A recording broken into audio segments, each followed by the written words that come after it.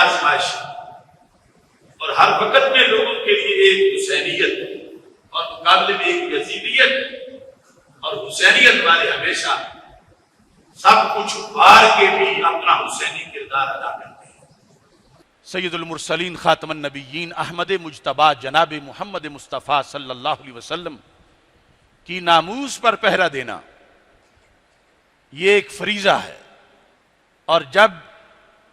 اس پہرے کا وقت آ جائے تو پھر حسینیت یہ ہے کہ علی اعلان اس پہرے کے لیے بندہ حاضر ہو جائے اور حسینی ہونے کا ثبوت دے۔ نماز دن میں 5 مرتبہ فرض ہے، زکوٰۃ سال کے بعد ہے، روزہ 11 مہینے کے بعد ہے، حج استطاعت پر ہے زندگی بھر، لیکن ناموس رسالت کے تحفظ کا فریضہ نہ زندگی میں ایک بار ہے، نہ سال میں ایک بار ہے، نہ دن میں 5 بار ہے۔ یہ وہ فرض ہے جو ہر گھڑی مومن کے اوپر لازم ہے، اور مختلف حالات میں مختلف کربلائیں آتی ہیں۔ رسول اللہ صلی اللہ علیہ وسلم کے خاکے بنانا کیوں کفر ہے، کیوں توہین ہے؟ اس واسطے کہ اس میں غیر نبی کو نبی شو کیا جاتا ہے، وہ خواہ کوئی تصویر ہو یا خواہ کوئی انسان ہو جس کو بنایا جائے، اور بالاتفاق امت میں غیر نبی کو نبی کہنا کفر ہے۔ تو یہ جتنی بھی نبیوں کے بارے میں فلمیں بنائی گئی معاذ اللہ ان میں کفر کا ارتکاب کیا گیا۔ ایک بندہ وہ کتنا ہی تہجد گزار کیوں نہ ہو،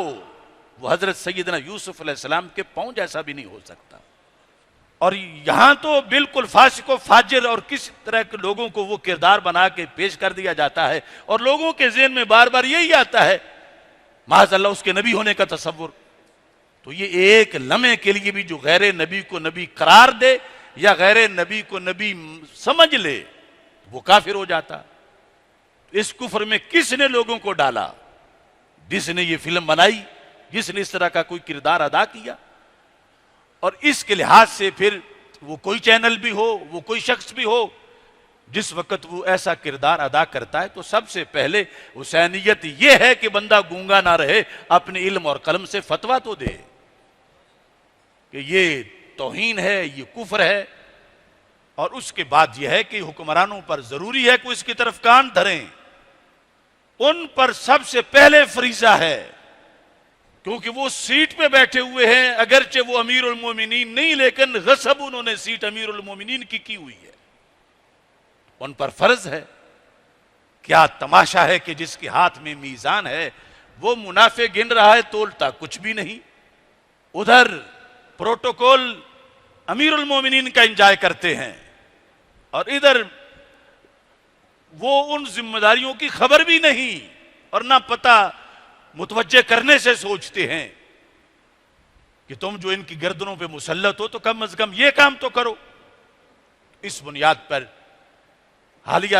دنوں میں ہم نے تو کئی سال پہلے جب ایران عراق میں ایسا معاذ اللہ مذاق کیا گیا تو اس وقت فتویٰ دیا تھا، لیکن ہمارے فتوے کی طرف بہت سے لوگ اس لیے توجہ نہیں کرتے کہ یہ ہمارا فتویٰ ہے۔ اگر اس وقت یہ سٹینڈ لے جاتے تو آج جیو یا اور کسی کی کوئی باری نہ آتی ان گستاخیوں کی۔ حسینیت یہ بھی ہے کہ آج اس ملک کے اندر ایک ایسا کام کیا گیا جس پر معاذ اللہ اللہ پر اعتراض لازم آتا ہے، اللہ کے رسول علیہ السلام پر اعتراض لازم آتا ہے، تمام اہل بیت اطہار جو شرف صحابیت سے متصف ہوئے ان پر اعتراض لازم آتا ہے، تمام صحابہ کرام رضی اللہ تعالیٰ عنہ پر اعتراض لازم آتا ہے، جب کہ ان پر اعتراض کرنے سے بھی ایمان خارج ہو جاتا ہے۔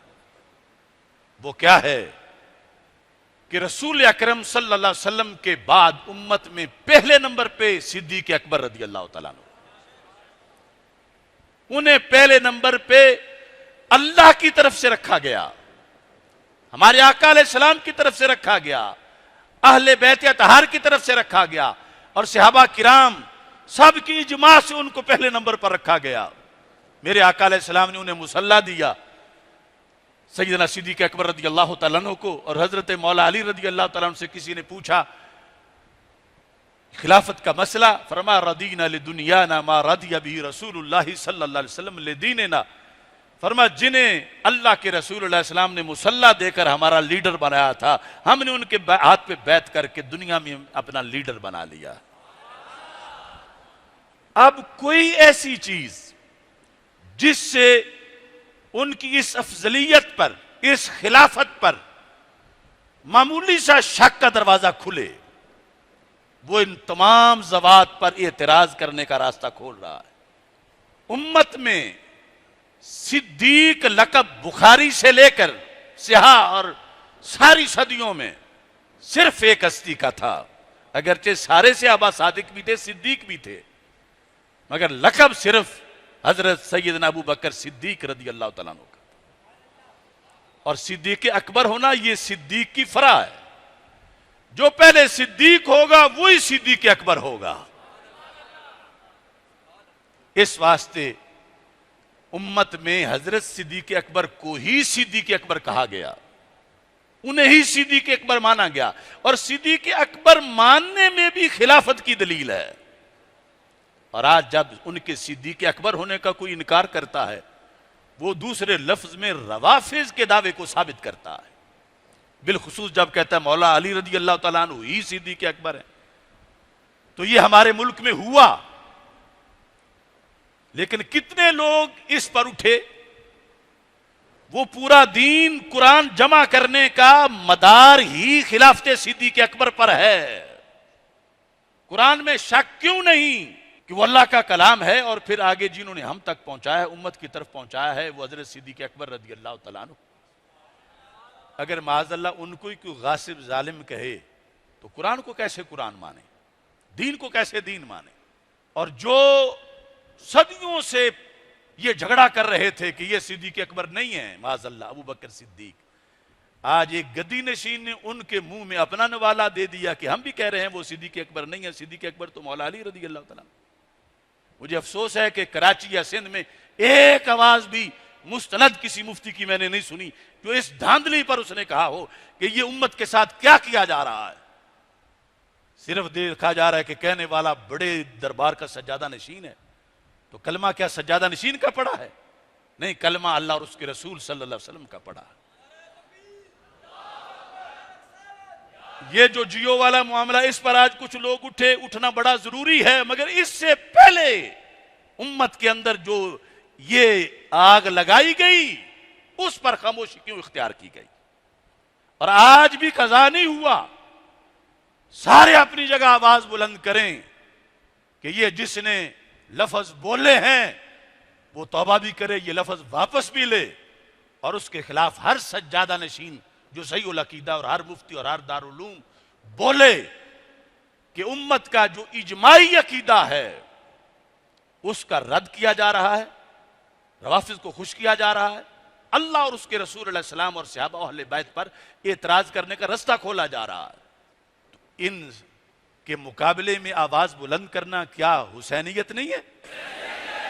تو اس حسینیت کو بھی اجاگر کرنا ہے۔ امام حسین ہمیں مکمل حسینی بنا کے گئے،